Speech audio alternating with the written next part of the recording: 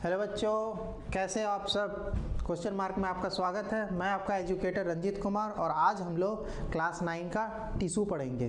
ठीक है, चलिए क्लास 9 का टिश्यू चैप्टर स्टार्ट करते हैं। और इससे पहले जो एक और लेक्चर जो था पहले से क्वेश्चन मार्क में सेल चैप्टर का लेक्चर दिया हुआ है, उस लेक्चर को आप ज़रूर देखें क्योंकि आप उससे रिलेट कर पाएंगे कि हमने जो पहला लेक्चर था उसमें सेल था, the fundamental unit of life, जिसे हम सेल कहते हैं। उसके बाद ही आपको ये चैप्टर टिश्यू समझ में आएगा। ठीक है, तो टिश्यू चैप्टर स्टार्ट करते हैं। और कुछ नहीं, आपको टेंशन लेने का जरूरत नहीं है। हम लोग क्या करेंगे, थोड़ा सा रिकॉल कर लेंगे। क्या करेंगे, हम लोग रिकॉल कर लेंगे। कौन सा, सेल को थोड़ा सा रिकॉल कर लेंगे और जिसमें हम थोड़ा सा लेवल ऑफ ऑर्गेनाइजेशन के बारे में जानेंगे। ठीक है, चलिए आगे बढ़ते हैं। ठीक है, ये थोड़ा सा मेरा इंट्रोडक्शन रहेगा, आप वीडियो को पॉज करके देख सकते हैं। चलिए, अब हमारे पास यहाँ पे है एक फ्लो चार्ट है जिसमें हम क्या करेंगे, द लेवल ऑफ ऑर्गेनाइजेशन से हम ये समझाएंगे कि हमने cell the unit of life या फंडामेंटल यूनिट ऑफ लाइफ में हमने क्या पढ़ा। ठीक है, चलिए फंडामेंटल यूनिट ऑफ लाइफ को समझने से पहले हमें क्या करना होगा, थोड़ा सा रिकॉल करना होगा, जिसमें पहला पार्ट हम क्या देखेंगे, सेल के बारे में रिवाइज करते हैं। सबसे पहले जानते हैं सेल क्या होता है, जिससे हम ये रिलेट कर पाएंगे कि आगे टिश्यू क्या होता है, क्योंकि हम यहाँ से लेवल ऑफ ऑर्गेनाइजेशन समझाएंगे, जिसमें पहले सेल जानेंगे, फिर टिश्यू जानेंगे, टिश्यू के बाद हम ऑर्गन जानेंगे, ऑर्गन के बाद हम ऑर्गन सिस्टम जानेंगे और ऑर्गन सिस्टम के बाद जानेंगे एक ऑर्गेनिज्म क्या है। ठीक है, हम यहाँ पे अलग अलग एग्जाम्पल लेंगे और एग्जाम्पल में हम खुद का ह्यूमन बींग्स का ही एग्जाम्पल लेंगे। ठीक है, तो आपको उससे टेंशन लेने का जरूरत नहीं है। सबसे पहले हम जानते हैं सेल। ठीक है, सेल को समझने से पहले क्या करना होगा, हमें ये जानना होगा कि हमारा शरीर जो है उसका सबसे छोटा अंग जो है वो है सेल। ठीक है, जिस प्रकार एक ब्रिक्स है, अगर यही एक ब्रिक्स हम बना दें यहाँ पे कि हमारे पास अगर ये एक ब्रिक्स है, ठीक है, अगर ये हमारे पास क्या है, वाल है, वाल में एक छोटे छोटे ब्रिक्स है, ये आपको दिख रहे होंगे, ये छोटे छोटे ब्रिक्स है। इस ब्रिक्स में से सबसे छोटा पार्ट है वो एक ब्रिक्स है। ठीक है, अगर ये वाल में सबसे छोटा पार्ट अगर ये हमारे पास ब्रिक्स में वो है हमारे पास, उसी प्रकार यहाँ पे सेल होता है। ठीक है, जैसे हम क्या कहा कि हमने ये कहा कि जो वाल है हमारे पास, वाल में क्या है, वाल एक छोटे छोटे ब्रिक से जुड़ के बने हुए और उसमें से सबसे छोटा पार्ट क्या है, एक ब्रिक है। ठीक है, तो उसमें से उसी प्रकार अगर हमारा इतना बड़ा शरीर है, ठीक है, उसमें सबसे छोटा पार्ट जो है वो है सेल। ठीक है, तो हम क्या कर सकते हैं, डिफाइन कैसे कर सकते हैं कि सेल क्या है, cell is the basic structural and the functional unit of living organism. ठीक है, सिर्फ हमारा शरीर सेल से नहीं बना होगा, जो भी लिविंग्स होंगे, जो भी लिविंग थिंग्स होंगे, चाहे वो प्लांट हो, एनिमल हो, इंक्लूडिंग ह्यूमन बींग्स हो, सारे सेल से ही बने होंगे। ठीक है, और हम जानते हैं लिविंग थिंग्स का क्या क्या करेक्टरिस्टिक्स होता है कि लिविंग थिंग्स मूव करते हैं, लिविंग थिंग रिप्रोड्यूस करते हैं, लिविंग थिंग्स अपना नंबर को बढ़ा सकते हैं। ठीक है, लिविंग थिंग्स क्या कर सकते हैं, न्यूट्रिशन लेते हैं, डाइजेशन करते हैं, एक्सक्रीशन करते हैं, सारा चीज़ करते हैं। तो उसी प्रकार सब कैसे हो रहा है, वो सेल के द्वारा, क्योंकि कोई भी लिविंग थिंग्स क्या करते हैं, एक्टिविटी करता है और वो बने किससे हैं, सेल से बने हुए। इसलिए यहाँ पर हम ये कर सकते हैं कि सेल क्या है, सेल एक बेसिक स्ट्रक्चरल और फंक्शनल यूनिट है कोई भी लिविंग ऑर्गेनिज्म का। ठीक है, तो हमने ये कहा कि स्ट्रक्चरल क्यों है, क्योंकि अगर हमारा शरीर है तो हमारा शरीर का एक स्ट्रक्चरल फ्रेमवर्क होगा कि हमारा शरीर कैसे दिख रहा है। अगर ह्यूमन बींग्स का शरीर अगर एनिमल के जैसा दिखने लगे या एनिमल का शरीर अगर ह्यूमन बींग्स का जैसा दिखने लगे तो एक पार्टिकुलर फ्रेमवर्क नहीं दिखेगा। तो यहाँ पे क्या होगा, अगर ह्यूमन बींग्स है, ठीक है, तो ह्यूमन बींग्स का शरीर एक परमानेंट जो है शेप एंड साइज देता है, वो स्ट्रक्चर की वजह से होता है। और फंक्शन क्या होता है कि हमारा बहुत सारा सेल्स एक साथ कोऑर्डिनेट करके एक पार्टिकुलर फंक्शन परफॉर्म करता है। इसलिए हम कह सकते हैं कि सेल क्या है, एक बेसिक स्ट्रक्चरल और फंक्शनल यूनिट है कोई भी लिविंग ऑर्गेनिज्म का। ठीक है, जैसे अगर यहाँ पे लिखा गया है कि सेल में, अब यह जानेंगे कि क्या है कि यहाँ पे अगर हम एग्जाम्पल डालें तो एग्जाम्पल में हमने लिखा है नर्व सेल। हमने क्या कहा, हमने एग्जाम्पल में लिखा है नर्व सेल्स के बारे में लिखे, तो नर्व सेल हमने एग्जाम्पल में यहाँ दिए हैं नर्व सेल। ठीक है, या अगर हम बोले हमारे पास नर्व सेल्स है, मतलब अगर मेरा हाथ हिल रहा है या हम कोई कोऑर्डिनेट कर रहे हैं, ये सारे सेल्स के वजह से ही हो रहा है। ठीक है, तो अगर हम दूसरा जाने कि अगर दूसरा पार्ट है हमारे पास टिश्यू, मीन्स जब ग्रुप ऑफ सेल्स कंबाइन करते हैं और एक पार्टिकुलर फंक्शन परफॉर्म करता है, उसे हम टिश्यू कहते हैं। क्योंकि हमारा पूरा चैप्टर टिश्यू पे ही बेस्ड है, तो हमें क्या समझना होगा, सबसे ज़्यादा हमें टिश्यू के बारे में ही जानना होगा। ठीक है। टिश्यू के बारे में जानना होगा, इसका मतलब है कि जो टिश्यू है हमारे पास वो क्या है, एक बहुत सारे या ग्रुप ऑफ सेल, क्या बोले कि ग्रुप ऑफ सेल है जो कॉमन ऑरिजिन है, जिसका ऑरिजिन सेम होगा, सिमिलर स्ट्रक्चर होंगे और पार्टिकुलर फंक्शन परफॉर्म करेगा।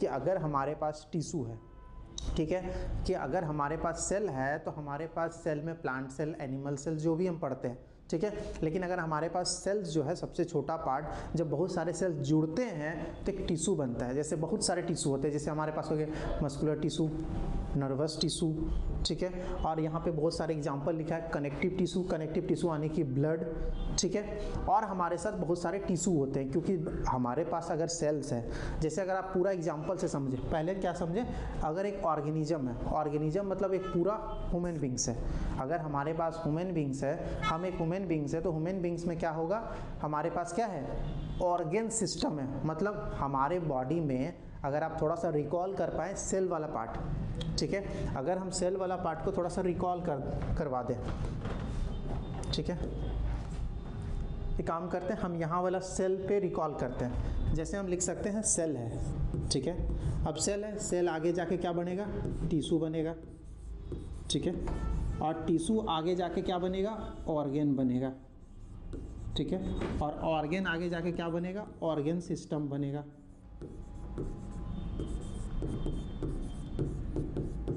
ऑर्गन सिस्टम जाके एक ऑर्गेनिज्म बनेगा, ठीक है, ये हमने कहा। तो अब समझिए यहाँ पे हम क्या समझाना चाह रहे हैं, ठीक है, यहाँ से आप समझिए कि क्या हो गया, कि अगर हम बोले ऑर्गेनिज्म मतलब आप समझ लीजिए ह्यूमन्स है, ठीक है, अगर कोई ह्यूमन बींग्स है, अगर एग्जाम्पल हम ह्यूमन का ही दे रहे हैं तो क्या हो गया, अगर वो ह्यूमन बींग्स है तो ह्यूमन बींग्स है, उसमें क्या है, बहुत सारे सिस्टम है, जैसे डाइजेस्टिक सिस्टम है, ठीक है, रेस्पिरेटरी सिस्टम है, एक्सक्रीटरी सिस्टम है, ठीक है, इतना आप समझ लीजिए एक्सक्रीटरी सिस्टम है, ठीक है। तो मतलब अगर एक ह्यूमन बींग से अगर हम, मेरे पास क्या है, ऑर्गन सिस्टम है, मतलब आप थोड़ा सा अगर एग्जांपल इससे आप रिकॉल कीजिए कि अगर हम यहाँ बना रहे हैं सेल के बारे में, ठीक है, अगर हम सेल के बारे में बना रहे हैं तो क्या होता है कि हमारे पास दो तरीके के सेल हम नंबर के बेसिस पे डिवाइड करते हैं, पहला यूनिसेलुलर, दूसरा मल्टी सेलुलर, ठीक है, पहला होगा यूनिसेलुलर, ठीक है, और दूसरा हमारे पास मल्टी सेलुलर,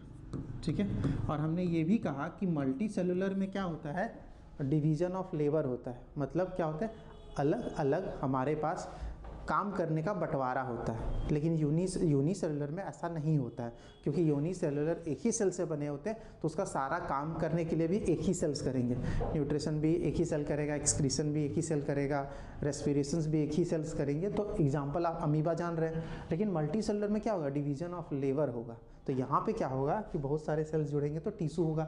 अगर हम बहुत सारे सेल्स के बाद टिश्यू का बात करें तो हमारे पास अगर मान लीजिए मस्कुलर टिश्यू है, ठीक है, अगर हमारे पास मस्कुलर टिश्यू है या कनेक्टिव टिश्यू है, कनेक्टिव टिश्यू मतलब ब्लड है, क्योंकि कनेक्टिव टिश्यू में अभी हम पढ़ेंगे डिटेल में, तो ब्लड है हमारे पास।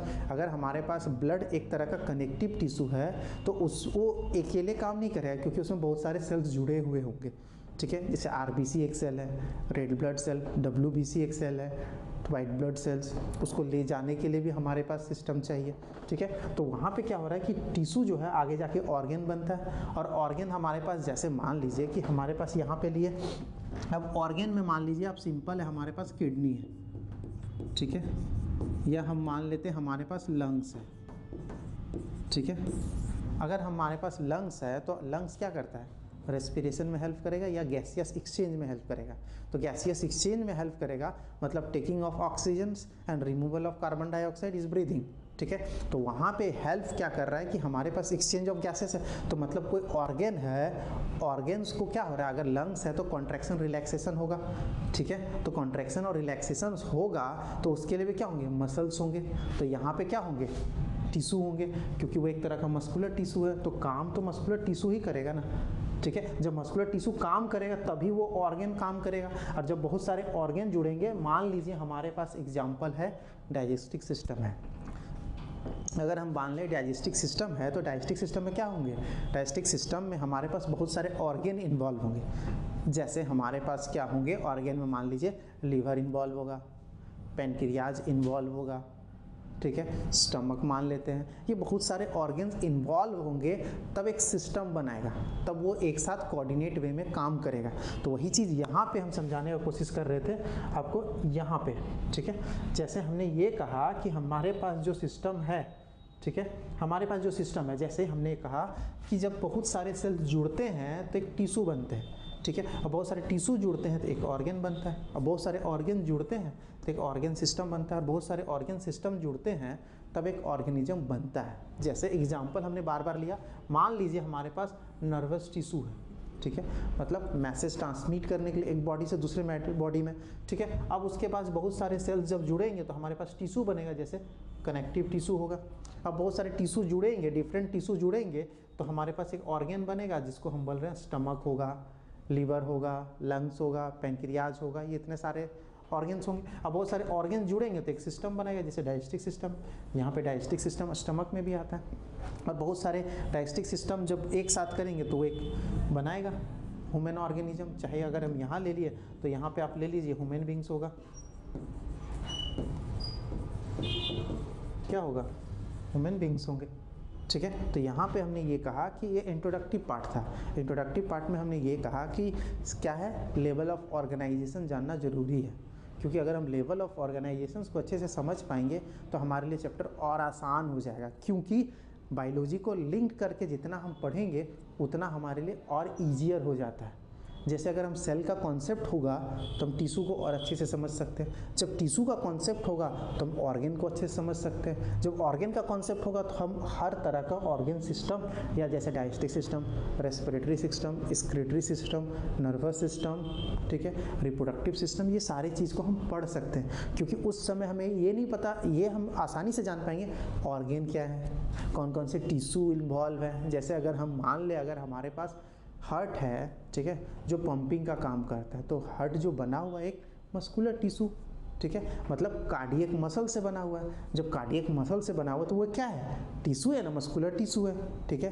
अब वहाँ पे वो एक और वो क्या हुआ, बहुत सारे टिश्यू जुड़े तो हमारे पास एक ऑर्गन बना के दिया जो कि हम बोल रहे हैं हार्ट है। अब वही हार्ट क्या है, वो किसका पार्ट है, सर्कुलेटरी सिस्टम का पार्ट है, ठीक है। तो वो क्या कर रहा है, सिस्टम कैसे काम कर रहा है। इसी तरह हमारा बॉडी को अगर हम लिंक करके पढ़े तो हमें और आसान हो जाएगा, ठीक है। जैसे हमने एक एग्जाम्पल ही मान ली है कि अगर हम एग्जाम्पल मान ले शुरू से लास्ट तक मान ले, हमारे पास क्या है, कनेक्टिव टिश्यू है, ठीक है। कनेक्टिव टिश्यू या हम कह सकते हैं ट्रांसपोर्ट सिस्टम है, जिसमें क्या करते हैं हम बॉडी में एक बॉडी के वन पार्ट से दूसरे पार्ट्स में हम क्या करते हैं, फूड या न्यूट्रिएंट को ट्रांसपोर्ट करते हैं। जैसे मान लीजिए हमारे पास कनेक्टिव टिश्यू है, कनेक्टिव टिश्यू जो है या कनेक्टिव सिस्टम है, या बोल सकते हैं ट्रांसपोर्ट सिस्टम है। ट्रांसपोर्ट सिस्टम में बहुत सारे ऑर्गन इन्वॉल्व होंगे, जैसे हमारे पास एक हार्ट इन्वॉल्व है, ठीक है, एक एग्जांपल लिए। फिर हार्ट के बाद वो मस्कुलर टिश्यू से बना हुआ है। अब मस्कुलर टिश्यू भी होंगे, सेल्स होंगे, उसमें बहुत सारे कनेक्टिव टिश्यू से जुड़े होंगे या सेल्स होंगे। तो वही चीज़ यहाँ पे बता रहा है, ठीक है। अब थोड़ा सा आगे बढ़ते हैं, क्योंकि हमने यहाँ पे डेफिनेशन लिख दिए हैं, ठीक है। वही चीज़ यहाँ पे भी है, जब ग्रुप ऑफ सेल्स जुड़ते हैं तो टिश्यू, जब ग्रुप ऑफ टिश्यू जुड़ते हैं तो ऑर्गन्स, बहुत सारे ऑर्गन जुड़ते हैं तो ऑर्गन सिस्टम, और बहुत सारे ऑर्गन सिस्टम से जुड़ते हैं तो एक ऑर्गेनिज्म बनते हैं, चाहे वो प्लांट हो, एनिमल हो या ह्यूमन बींग्स हो, ठीक है। यही यहाँ पे पार्ट को समझाया जा रहा है। अब है हमारे पास कि हमने क्या किया, ठीक है, हमने ये पूरा चैप्टर को क्या किए, ठीक है, हमने ये, उससे पहले हम क्या करेंगे, थोड़ा सा डिफरेंस जान लेंगे प्लांट टिश्यू और एनिमल टिश्यू में, क्योंकि पार्टिकुलरली हमको प्लांट टिश्यू और एनिमल टिश्यू ही पढ़ना है इस चैप्टर में। तो इस चैप्टर में क्या होगा कि हमें प्लांट टिश्यू और एनिमल टिश्यू को थोड़ा सा रिकॉल कर लेते हैं, ठीक है, तब जाके हम आगे और डिटेल में इसको समझ पाएंगे, क्योंकि पूरा चैप्टर को हम दो पार्ट में डिवाइड करेंगे, पहला प्लांट टिश्यू और दूसरा एनिमल टिश्यू, ठीक है। वो फ्लो चार्ट में भी हम समझाएंगे कि कैसा दिखेगा, ठीक है। तो सबसे पहले अगर हम प्लांट टिश्यू और एनिमल टिश्यू में अगर हम डिफरेंस का बात करें, ठीक है, तो प्लांट सेल्स में क्या होगा, प्लांट्स में क्या होगा, the dead supportive tissue are more abundance as compare to the living tissue. Living tissue plants में क्या होंगे, ज़्यादा डेड पार्ट होंगे, ठीक है, उसको सपोर्ट करने के लिए, क्योंकि उसमें जब एक हम डेड पार्ट, एक और एग्जांपल मान ले तो मान लीजिए प्लांट सेल में क्या होते हैं, प्लांट सेल में हमारे पास सेल वॉल होते हैं, आउटर मोस्ट कवरिंग तो सेल वॉल होता है। तो सेल वॉल क्या है, डेड है, ठीक है। जब सेल वॉल हमारे पास डेड है तो ये क्या करता है, उसको बॉडी को प्रोटेक्ट करता है ताकि एक्सट्रीम हीट, लाइट, रेन से बच सके। तो वही चीज़ यहाँ पे बोल रहा है कि जो प्लांट टिश्यू है उसमें डेड सपोर्टिव टिश्यू पाए जाते हैं ज़्यादा मात्रा में as compare with the plants tissue, animal tissue. तो वही बोलता है लिविंग सपोर्टिव टिश्यू इसमें ज़्यादा होंगे, क्योंकि हमारा हर एक पार्ट, ठीक है, लिविंग ही है, क्योंकि हमें फील होता है। अगर हम एक बाल को ही अगर हम यहाँ से उखाड़ने का कोशिश करें तो बॉडी में पेन होता है। अगर नेल का ही बात करें तो नेल को जब हम लोग क्या करते हैं, अगर हम ज़्यादा पिन करते हैं, अगर नेल को काटते हैं तो क्या होता है, पेन होता है, मतलब वो लिविंग ही है। तो ज़्यादातर पार्ट क्या होगा, लिविंग ही होगा, ठीक है। और एक और याद रखना है कि जो यहाँ हमारे पास जो प्लांट टिश्यू है उसे कम अमाउंट ऑफ एनर्जी का ज़रूरत होगा।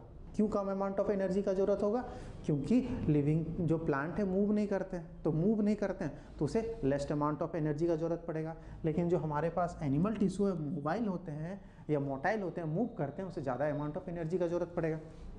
फिर है कि differentiation of meristematic and permanent tissue. अगर जो प्लांट टिश्यू है उसको दो पार्ट्स में डिवाइड करते हैं, पहला मेरिस्टेमेटिक टिश्यू और परमानेंट टिश्यू, ठीक है। लेकिन जो एनिमल टिश्यू उसमें कोई डिफ्रेंसिएशन इस तरह का नहीं होता है, ना मेरिस्टेमेटिक टिश्यू ना परमानेंट टिश्यू उस तरह वहाँ पे नहीं देखे जाते हैं। फिर हम बोलें कि जो प्लांट टिश्यू है, ठीक है, ऑर्गेनाइजेशन इज सिंपल। अगर उसका स्ट्रक्चर या फंक्शन जो अभी हम आज का लेक्चर में देखेंगे उतना कॉम्प्लेक्स नहीं होगा, सिंपलेस्ट फॉर्म में होगा। लेकिन अगर हम एनिमल टिश्यू में जाएंगे तो उसमें हमें बहुत कॉम्प्लेक्सिटी देखने को मिलता है। एट लास्ट यहाँ पे है कि tissue organization means for stationary habit. अभी बोले ना प्लांट्स मोबाइल नहीं करते हैं, ये फिक्स रहते हैं, लेकिन वो क्या होता है, मोबिलिटी करते हैं, मूव करते रहते हैं, सर्च ऑफ फूड के लिए, सर्वाइवल के लिए, किसी से बचने के लिए, एनिमीज के लिए, वो सारी चीज़ें करते रहते हैं जो एनिमल टिश्यू होता है, ठीक है। तो यहाँ तक हमने ये देखा कि छोटा छोटा पार्ट के लेते हुए चल रहे चैप्टर को, ठीक है। कुछ भारी चीज़ें आज नहीं पढ़ाएंगे क्योंकि आप बेफिक्र रहिए, आज छोटा छोटा पार्ट ही आपको समझाने का हम कोशिश करेंगे। तो यहाँ तक में हमने ये पढ़ा प्लांट टिश्यू और एनिमल टिश्यू में डिफरेंस के बारे में जाना। अब थोड़ा सा आगे बढ़ते हैं, अब हम पूरा चैप्टर का आउटलाइन को देते हैं। हम यहाँ पे दो फ्लो चार्ट आपको समझाएंगे, एक ये होगा और ये होगा, ठीक है। तो सबसे पहले आप यही फ्लो चार्ट को आप समझिए, ठीक है। हमने ये कहा कि प्लांट टिश्यू, हमने ये कहा कि जो पूरा टिश्यू है उसे हम दो पार्ट्स में डिवाइड करेंगे, पहला होगा प्लांट टिश्यू और दूसरा होगा एनिमल टिश्यू, ठीक है। तो प्लांट टिश्यू भी है, प्लांट टिश्यू में अभी हमने बोला ना कि दो पार्ट में डिवाइड होता है, meristematic tissue and permanent tissue, क्योंकि डिफरेंस में अभी हमने बताया। तो वही चीज़ें यहाँ है कि जो हमारे पास प्लांट टिश्यू है, ठीक है, उस प्लांट टिश्यू को हम दो पार्ट्स में डिवाइड करते हैं। पहला डिवाइड करते हैं मेरिस्टेमेटिक टिश्यू, मतलब किसके बेसिस पे डिवाइड कर रहे हैं, डिवाइडिंग एबिलिटी के बेसिस पे, कि मतलब मेरिस्टेमेटिक टिश्यू होते हैं ऐसा टिश्यू जो कंटिन्यूअसली डिवाइड करते रहता है थ्रू आउट देयर लाइफ। लेकिन परमानेंट टिश्यू क्या होता है, एक पार्टिकुलर एज के बाद उसका डिवीजन रुक जाता है। तो हमने क्या बोला कि हमने प्लांट टिश्यू जो है उसको दो पार्ट्स में डिवाइड किया। पहला पार्ट डिवाइड किया, ठीक है। पहला जो हमने डिवीजन किया वो किसके बेसिस पे किया, on the basis of dividing ability के बेसिस पे, कितना वो डिवाइड कर सकता है। जैसे मेरिस्टेमेटिक टिश्यू कंटिन्यूअसली डिवाइड करते रहते हैं, परमानेंट टिश्यू एक पार्टिकुलर एज के बाद उसका डिवीजन रुक जाता है, ठीक है। और वही अगर हम मेरिस्टेमेटिक टिश्यू का बात करें तो मेरिस्टेमेटिक टिश्यू भी और डिवाइड करते हैं, किसके बेसिस पे, उसके पोजीशन के बेसिस पे, कहाँ कहाँ रहेगा डिवाइड करने का पोजीशन के बेसिस पे हम उसको तीन पार्ट में डिवाइड करते हैं, ठीक है।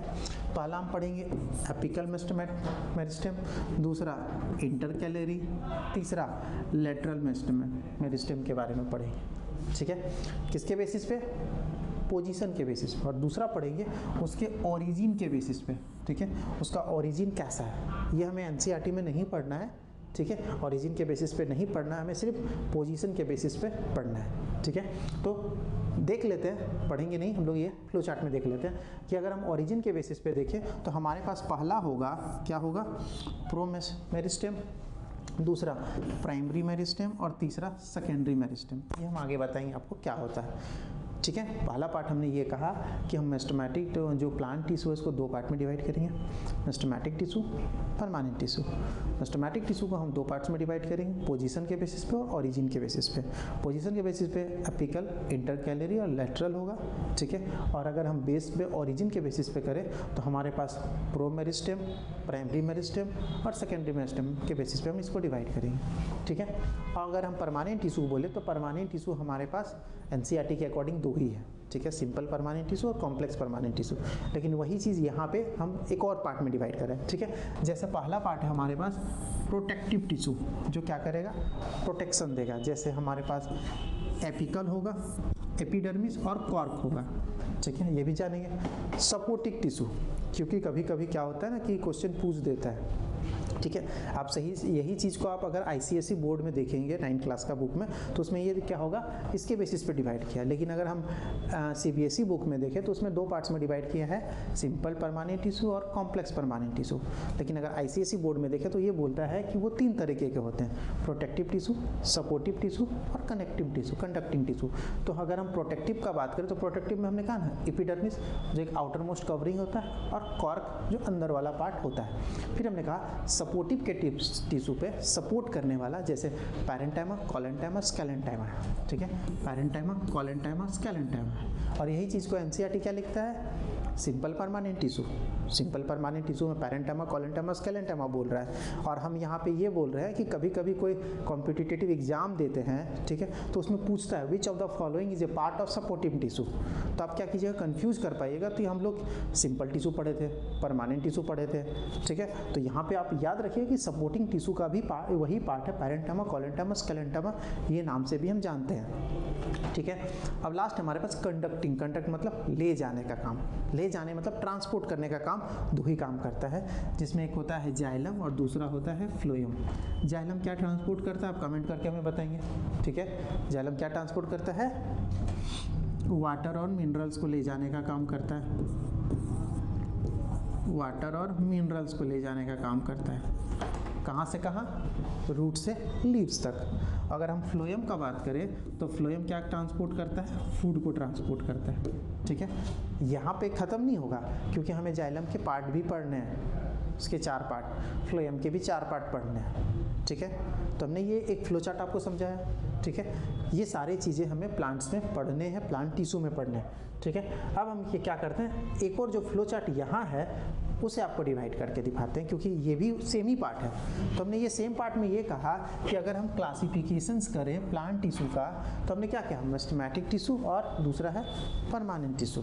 तो हमने कहा मेस्टेमेटिक टिश्यू में एपिकल, लैटरल, इंटरकैलरी का।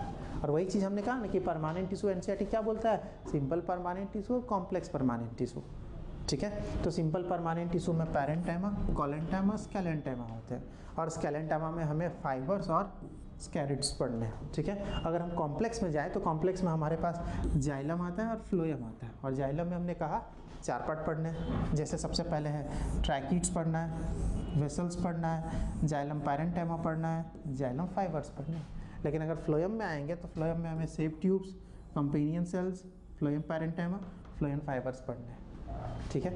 मतलब ये जो फ्लो चार्ट है ये हमको मेरे इम्पॉर्टेंट है। लेकिन ये जो एक और जो हम बनाए थे इससे पहले स्लाइड में, तो ये क्या है, एक डीप नॉलेज के लिए है, ठीक है। क्योंकि हमें डीप नॉलेज लेने का ज़रूरत पड़ता है, क्योंकि हमें पता भी होना चाहिए प्रोटेक्टिव टिश्यू क्या होता है, सपोर्टिंग टिश्यू क्या होता है, कंडक्टिव टिश्यू क्या होता है। क्योंकि हमने अगर आप ये स्लाइड को समझ लिए तब आप क्या कर सकते हैं, सिंपल और कॉम्प्लेक्स को आसानी से समझ पाते हैं।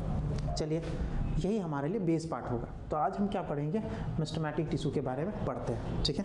क्या करते हैं हम, मेस्टेमेटिक टिश्यू के बारे में पढ़ते हैं। तो क्या कहा कि मेस्टेमेटिक टिश्यू जो है, मेस्टेमेटिक टिश्यू के बारे में सबसे पहले जानते हैं कि सबसे पहले उसका कैरेक्टरिस्टिक्स क्या होता है, दूसरा लोग कहाँ कहाँ पाए जाते हैं, और तीसरा हम देखेंगे उसका फंक्शन क्या होता है, ठीक है। तो सबसे पहले हमने ये कहा कि मेस्टेमेटिक टिश्यू क्या है, ठीक है, कि मेस्टेमेटिक टिश्यू क्या होता है, कंटिन्यूअसली डिवाइडिंग टिश्यू होता है। तो यहाँ पे कैरेक्टरिस्टिक्स में लिखा होगा, क्या लिखा हुआ है कि जो हमारे पास जो मेस्टेमेटिक टिश्यू है वो क्या है, सेल्स आर थीन वाल। जो मेस्टेमेटिक टिश्यू का सेल वाल होगा वो थीन होगा and composed of the cellulose से बने होंगे, ठीक है, सेल्यूलोज से बने होंगे। और ये कहाँ कहाँ पाए जाएंगे, टिप ऑफ द रूट्स में पाया जाएगा, अभी जस्ट हम डायग्राम में दिखाएंगे। टिप ऑफ द रूट्स में पाया जाएगा एंड स्टेम में पाया जाएगा, और base of the node, internode और लीव्स में पाया जाएगा।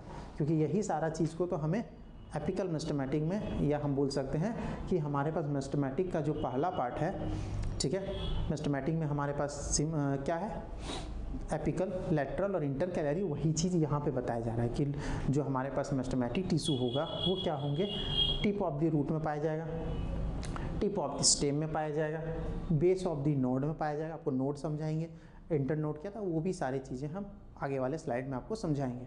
फिर हमारे पास फंक्शन, अगर हम फंक्शंस का बात करें कि मेरिस्टेमेटिक टिश्यू का फंक्शंस क्या होता है, आप याद रखिएगा मेरिस्टेमेटिक टिश्यू क्या होता है, डिवाइडिंग टिश्यू होता है, क्योंकि ये हमेशा डिवाइड करते रहता है, जिसके वजह से क्या होता है, ग्रोथ प्लांट का बढ़ जाता है। किस में बढ़ेगा, उसका थिकनेस बढ़ेगा, हाइट बढ़ेगा उस प्लांट का, ठीक है। तो ये इससे ज़्यादा आपको पढ़ना नहीं, इससे ज़्यादा आपको लिखना भी नहीं है एग्जाम में, ठीक है, क्योंकि हमें क्लास 11 में फिर से हमें इस टिश्यू के बारे में पढ़ना ही है, ठीक है। लेकिन यहाँ पे आपको जितना ज़रूरत है उतना ही हम स्लाइड लेके आए। हमने ये कहा कि मेरिस्टेमेटिक टिश्यू क्या है, कंटिन्यूसली डिवाइडिंग टिश्यू है, जिसकी वजह से उसका ग्रोथ इंक्रीज होता है, ठीक है। और दूसरा चीज़ हमने ये कहा कि कहाँ कहाँ पाया जाएगा, tip of the root, tip of the shoot, base of the node, base of the internode में पाए जाएंगे।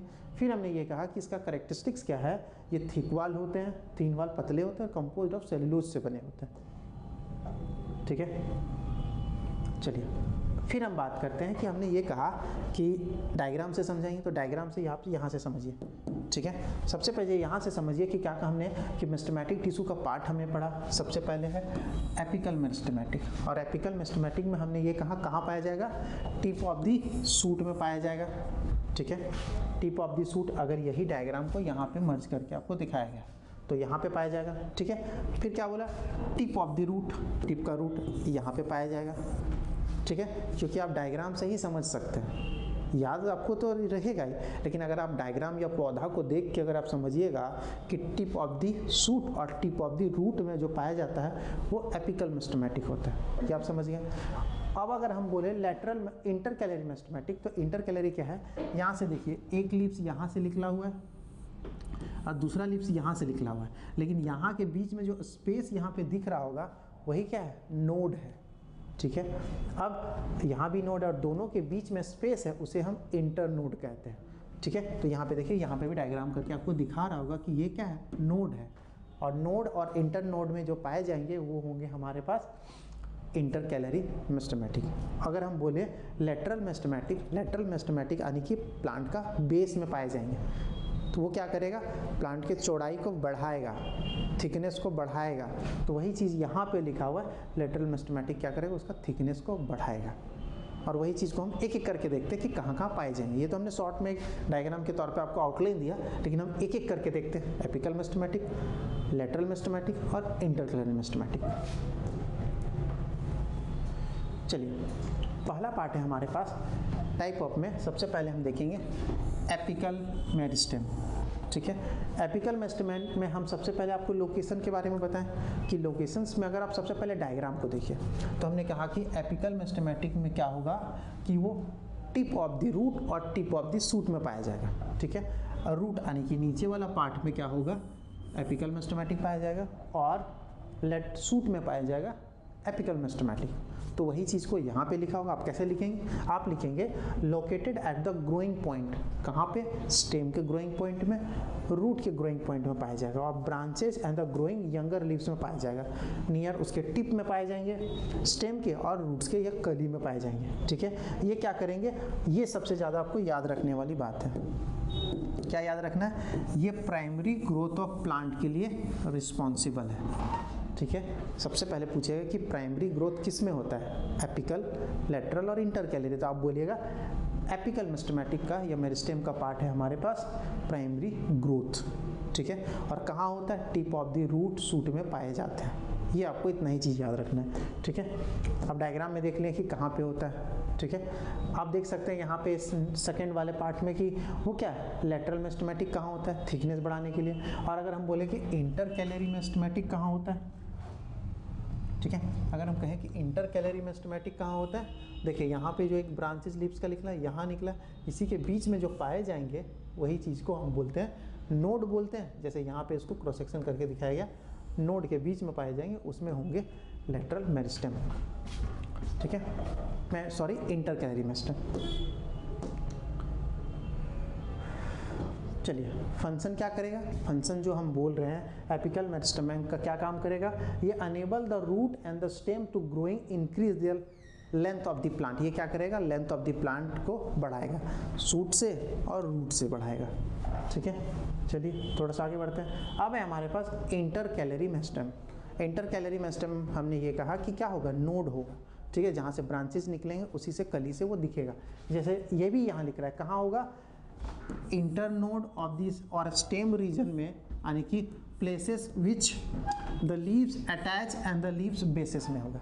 ठीक है, अगर ये हमारे पास एक बम्बू प्लांट का डायग्राम दिया हुआ है, बैम्बू प्लांट में क्या होगा कि आप देख सकते हैं यहाँ पे क्या हुआ, इधर का नोड निकलेगा क्योंकि यहीं से इसका ग्रोथ आएगा, तो वही बोलता है कि कहाँ पाया जाएगा, इसी को हम बोलते हैं internodal between the two node. लेकिन अगर ये यहाँ का पार्ट है और यहाँ का पार्ट है तो इसको हम कहेंगे नोड। ठीक है, अब इसी को यहीं पे बढ़ता है उसे बोलते हैं जोन ऑफ इलोंगेशन, बढ़ने वाला काम, तो वही है inter nodal in between the nodes के फॉर्म में। ठीक है, तो वही चीज़ यहाँ पे लिखा है, क्या होता है, cell are active and they are continuously several near the cell में पाए जाएंगे। तो आपको डायग्राम से आपको समझ में आएगा कि कहाँ पे होता है। ठीक है, और एपिकल और इंटर कैलरी क्या होता है, इंटर मतलब कैलरी मतलब दोनों के बीच में होगा। ठीक है, अगर वो बैम्बू प्लांट में आप देखिएगा नोड निकलता है, ज़्यादातर बैम्बू प्लांट में ये नोड आपको ज़्यादा अच्छे से दिखेगा, और सारे प्लांट में भी दिखेंगे लेकिन बैम्बू प्लांट में आपको ज़्यादा अच्छे से दिखेगा नोड के बारे में। ठीक है, तो वही इंटर कैलरी मेरिस्टेम उसी को कहते हैं, और फंक्शन भी हम देख लिए हैं। ठीक है, अब है हमारे पास लेटरल मेरिस्टेम और कैम्बियम के बारे में देखते हैं। ठीक है, तो हम सबसे पहले अगर हम लेटरल मेरिस्टेम का बात करें, ये पूरा डायग्राम है जो एनसीईआरटी का डायग्राम है। ठीक है, आप देखेंगे एपिकल मेरिस्टेम लिख दिया है और इंटर कैलरी लिखा और नीचे लेटरल मेरिस्टेम लिखा है। ठीक है, ये एनसीईआरटी का लाइन है। तो यहाँ पे देखिए कि लेटरल मेरिस्टेम क्या होता है, उसी को हम कैम्बियम भी कहते हैं। कहाँ का पाया जाएगा, ये क्या होगा, लेटरली पाया जाएगा, मतलब नीचे पाया जाएगा। कहाँ के, on the root and the stem and situated on the parallel form में। क्या होगा, देखो कि पैरेलल फॉर्म में ही वो सिचुएटेड होगा। फिर क्या है, एक्सिस के बीच में, इसलिए इसे हम क्या कहेंगे, सेकेंडरी ग्रोथ। आपको याद रखना होगा प्राइमरी ग्रोथ क्या है और सेकेंडरी ग्रोथ क्या है, उससे भी क्वेश्चन पूछता है। ठीक है, चलिए अब इसका फंक्शन देखते हैं। फंक्शन में ये कहा, ये क्या करेगा, ग्रिथ चौड़ाई को बढ़ाएगा। ये प्लांट जो है थिकनेस को बढ़ाएगा, क्योंकि लेटरल पार्ट क्या होता है, नीचे वाला पार्ट होता है। ठीक है, तो हमने यहाँ पे क्या ख़त्म किया, हमने यहाँ पे ख़त्म किया पहला पार्ट, जिसमें हम क्या बोलते हैं, एपिकल मेरिस्टेमेटिक में हम मेरिस्टेमेटिक को ख़त्म किए। फिर अगले दिन हम देखेंगे क्या, मेरिस्टेमेटिक के बाद हम देखेंगे परमानेंट टिश्यू। मेरिस्टेमेटिक टिश्यू खत्म किए, परमानेंट टिश्यू देखेंगे। परमानेंट टिश्यू थोड़ा लेंदी है, ठीक है, क्योंकि हम सिंपल परमानेंट टिश्यू में जाइलम, पैरेंटाइमा, कोलेंटाइमा, स्केलेंटाइमा देखेंगे, और कॉम्प्लेक्स में हम जाइलम एंड फ्लोएम देखेंगे। जाइलम का भी पार्ट देखेंगे और फ्लोएम का भी पार्ट देखेंगे। ठीक है, यहाँ तक में हमने इंट्रोडक्टिव पार्ट और छोटा सा पार्ट एपिकल मेरिस्टेमेटिक के बारे में ख़त्म किया। मतलब एपिकल मेरिस्टेमेटिक, इंटर कैलरी और लेटरल, मतलब जो मेरिस्टेम का पार्ट है जो कंटिन्यूसली ग्रो करता है, वो पार्ट को हमने ख़त्म किया। आप लेक्चर को फिर से देखिएगा और एक बार एनसीईआरटी को रीड कीजिएगा, क्योंकि उससे बाहर हमने कुछ नहीं लिखवाया। ठीक है, चलिए आगे मिलते हैं नेक्स्ट वीडियो में। तब तक के लिए आप क्वेश्चन मार्क के साथ बने रहिए। मिलते हैं नेक्स्ट वीडियो में। Thank you.